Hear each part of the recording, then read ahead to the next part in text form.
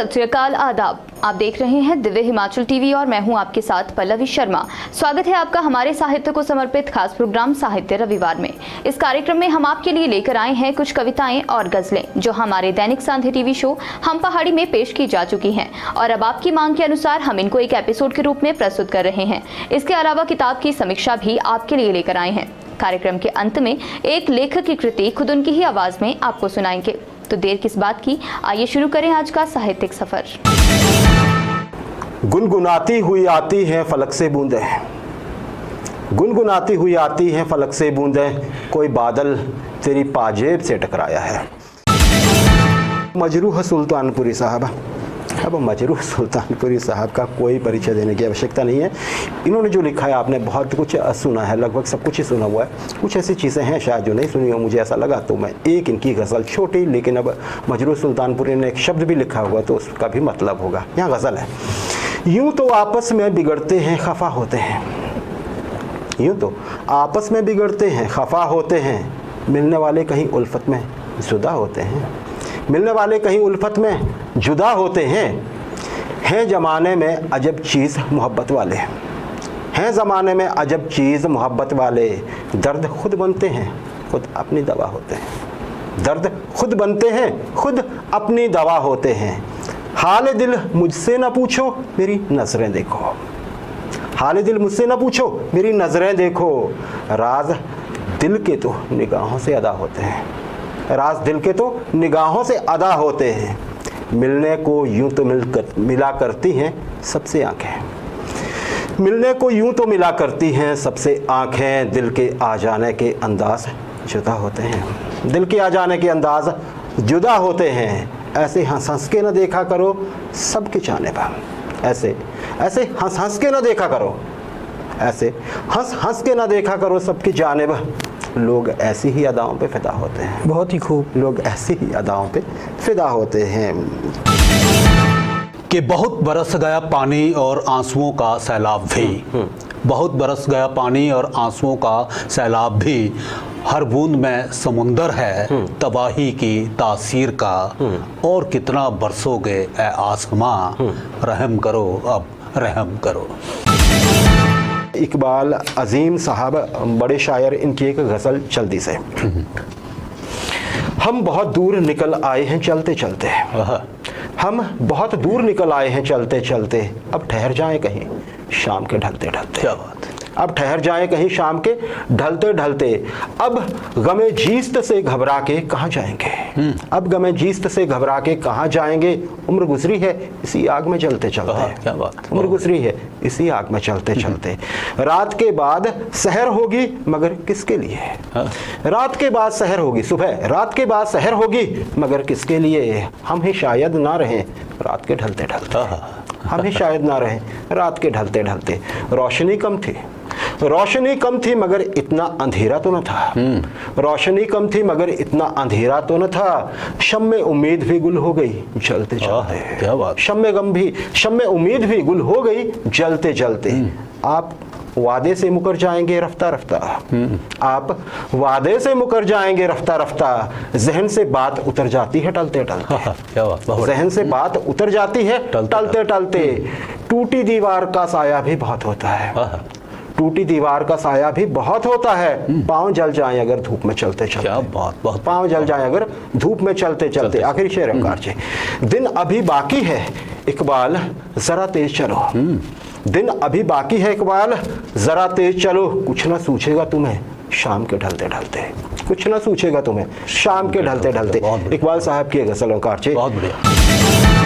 कि कह दो इन नदियों से उफान ना मचाए, और कह दो इन बादलों से इतना तूफान ना लाए, कई मासूम बेघर हो गए इस बाढ़ में ए खुदा, और वो बेचारे परेशान हैं कि अब किधर जाएं। गुलजार साहब, क्या परिचय का क्या मतलब है? बिल्कुल गज़ल है, खूबसूरत सी, हो सकता है आपने सुनी भी हो।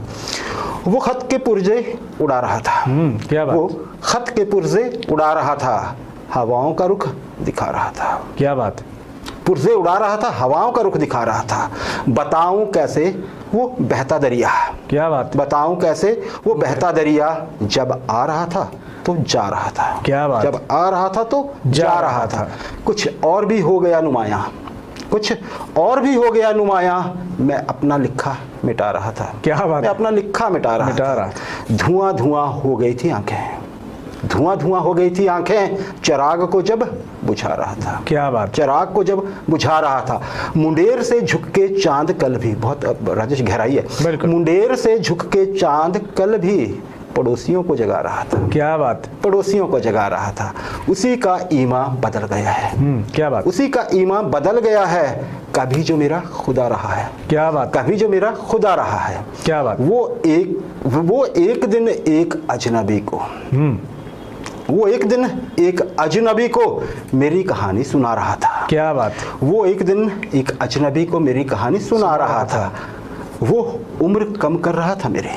क्या बात। वो उम्र कम कर रहा था मेरी, मैं साल अपने बढ़ा रहा था। क्या बात। मैं साल अपने बढ़ा रहा था। आखिरी शेर है राजेश, खुदा की शायद रजा हो इसमें, खुदा की शायद रजा हो इसमें, तुम्हारा जो फैसला रहा था। क्या बात। तुम्हारा जो फैसला रहा था। क्या बात। जार साहब कि जिंदगी की पूरी पूंजी लगा दी घर बनाने में। क्या बात है। जिंदगी की पूरी पूंजी लगा दी घर बनाने में, बाढ़ ने जरा भी देर नहीं लगाई घर डुबाने में।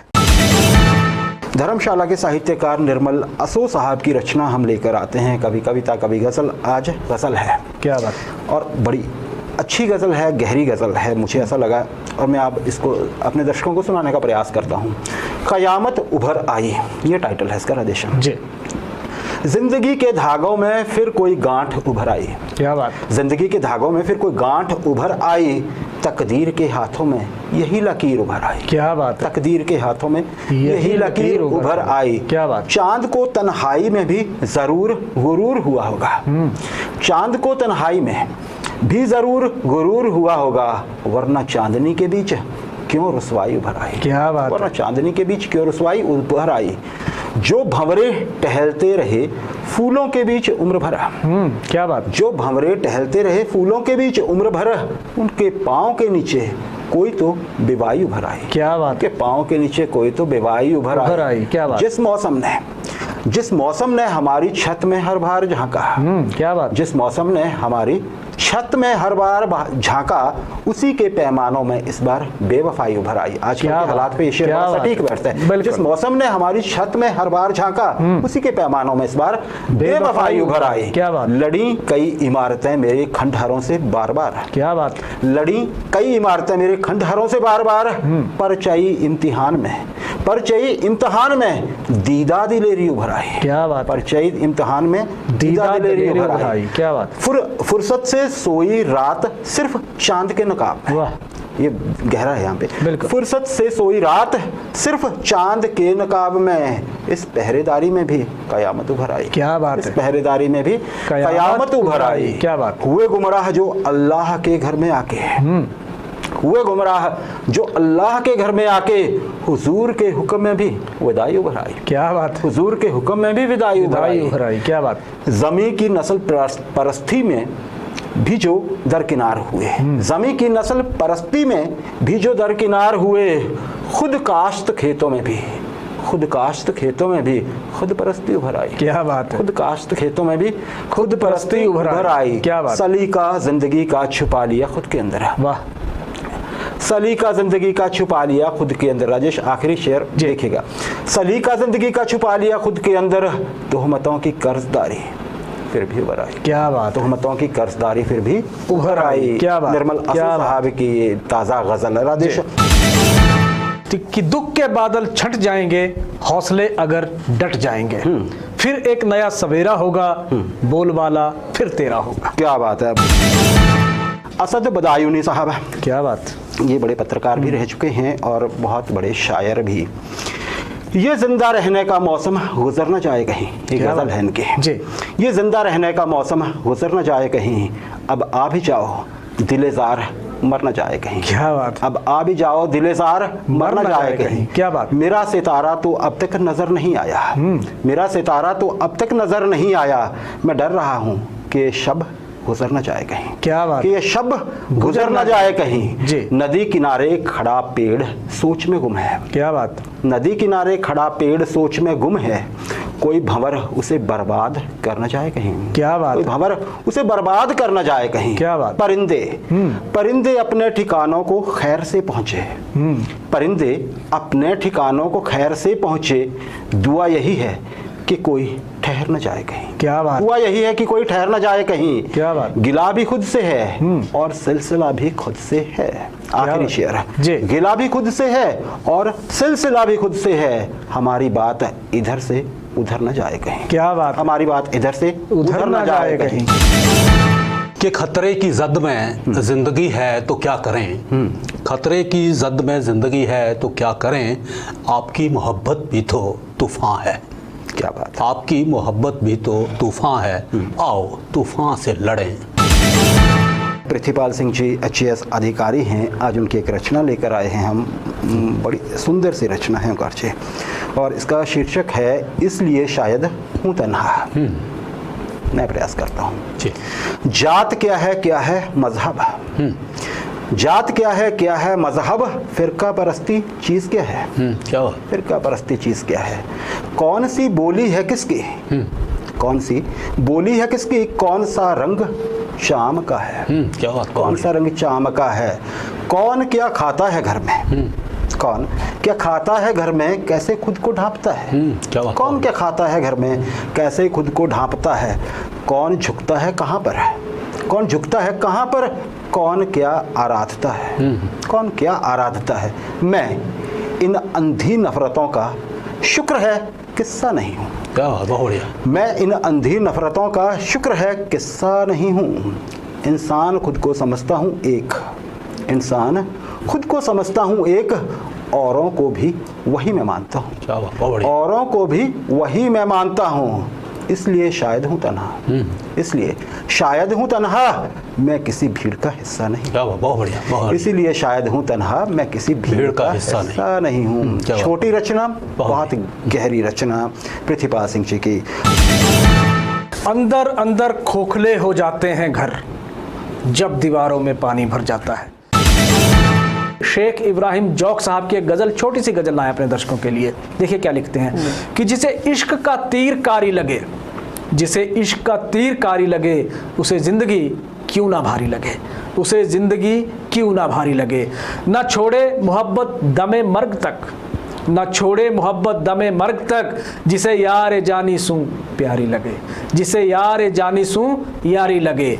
ना होवे उसे जग में हरगिज़ करार, ना होवे उसे जग में हरगिज़ करार, जिसे इश्क की बेकरारी लगे, जिसे इश्क की बेकरारी लगे। और अंत में लिखते हैं जीवन जी कि हर एक वक्त मुझ आशिके पाक को, हर एक वक्त मुझ आशिके पाक को, प्यारे तेरी बात प्यारी लगे, प्यारे तेरी बात प्यारी लगे। कार्यक्रम में अब मिलिए नानकी से, जो आपके लिए किताब की समीक्षा लेकर आई हैं। धन्यवाद पल्लवी। आज जिस किताब की समीक्षा हम आपके लिए लेकर आए हैं उसका शीर्षक है जो बात शुरू हुई थी। इस किताब के लेखक हैं गणेश गनी। ये किताब एक साहित्य संवाद है। इस किताब में लेखक ने अलग अलग कविताओं को संग्रहित किया है, कविताओं का सार और साथ ही साथ उन कविताओं के प्रति अपने विचार लिखे हैं। अगर आप भी काव्य प्रेमी हैं तो ये किताब आपको बेहद पसंद आएगी। किताब का प्रकाशन हुआ है बिंब प्रतिबिंब प्रकाशन, फगवाड़ा, पंजाब में। गणेश गनी द्वारा लिखी गई ये किताब कई कवियों के काव्यों को प्रकाश में ले आई है। अब आपको वापस लिए चलते हैं पल्लवी के पास। कार्यक्रम में अब सुनिए सोलन से राजन तनवर की कृति, खुद उनकी ही आवाज में। कविता का शीर्षक है नीड़ का निर्माण, ममत्व का प्रमाण। शरीर हुआ भारी तुम्हारा, उड़ना हुआ दुष्कर। शरीर हुआ भारी तुम्हारा, उड़ना हुआ दुष्कर। ऐसे में संग्रहित कर नीड़ निर्माण किया तुमने, उन आने वालों को शरण स्थली बना डाली। शरीर हुआ भारी तुम्हारा, उड़ना हुआ दुष्कर। ऐसे में संग्रहित कर नीड़ निर्माण किया तुमने, उन आने वालों को शरण स्थली बना डाली। स्वयं तुम उड़ती रही, स्वयं तुम उड़ती रही, इधर उधर विचरती रही। स्वयं तुम उड़ती रही, इधर उधर विचरती रही, किंतु ममत्व का एहसास करवा डाला उनको, जिन्होंने प्रसवोपरांत ही तज डाली थी संतानें अपनी आश्रम, अस्पताल और मंदिर के द्वार पर। किंतु ममत्व का एहसास करवा डाला उनको भी जिन्होंने प्रसवोपरांत ही तज डाली थी संतानें अपनी आश्रम, अस्पताल और मंदिर के द्वार पर। ममत्व की तुम में पराकाष्ठा है, ममत्व की तुम में पराकाष्ठा है, वासना की ही उनमें केवल लौ जली थी। ममत्व की तुम में पराकाष्ठा है, वासना की ही उनमें केवल लौ जली थी। बेनाम करके छोड़ आए थे जो अपने हृदय अंग को, बेनाम करके छोड़ आए थे जो अपने हृदय अंग को लड़ने जीवन जंग को। बेनाम करके छोड़ आए थे जो अपने हृदय अंग को लड़ने जीवन जंग को। मानव जाति है सर्वोपरि, मानव जाति है सर्वोपरि, किंतु कभी कभी करनी ये करती है आह भरी। मानव जाति है सर्वोपरि, किंतु कभी कभी करनी ये करती है आह भरी, जिसे देख सवालों की लगती झड़ी। मानव जाति है सर्वोपरि, किंतु कभी कभी करनी ये करती है आह भरी, जिसे देख सवालों की लगती झड़ी। आत्मग्लानि जब प्रस्फुटित होती, आत्मग्लानि जब प्रस्फुटित होती, शिकार होती तब अपनी नजर का ही। आत्मग्लानि जब प्रस्फुटित होती, शिकार होती तब अपनी नजर का ही। स्वयं को भी मुंह ना दिखा पाती, स्वयं को भी मुंह ना दिखा पाती। चिड़ियों के नीड़ निर्माण ने, चिड़ियों के नीड़ निर्माण ने असंख्यों को सबक सिखाए हैं, चिड़ियों के नीड़ निर्माण ने असंख्यों को सबक सिखाए हैं। किंतु इन पढ़े लिखे ज्ञानियों ने, किंतु इन पढ़े लिखे ज्ञानियों ने आश्रम, अस्पताल और मंदिर के द्वार खटकाए हैं। चिड़ियों के नीड़ निर्माण ने असंख्यों को सबक सिखाए हैं, किंतु इन पढ़े लिखे ज्ञानियों ने आश्रम, अस्पताल और मंदिर के द्वार खटखटाए हैं। धन्यवाद। साहित्य रविवार के आज के एपिसोड में बस इतना ही, लेकिन जाने से पहले आपके लिए खास संदेश। अगर आप भी लिखते हैं तो अपनी लिखी गई कविता हमें भेज सकते हैं। कविता हमें पसंद आती है तो उसे पहले हम पहाड़ी या साहित्य रविवार कार्यक्रम में उसे पेश किया जाएगा। कार्यक्रम के अंत में स्क्रीन पर एक व्हाट्सएप नंबर दर्शाया जाएगा जिस पर आप अपनी लेखनी हमें भेज सकते हैं। अब समय है आपसे विदा लेने का। देखते रहें दिव्य हिमाचल टीवी। नमस्कार।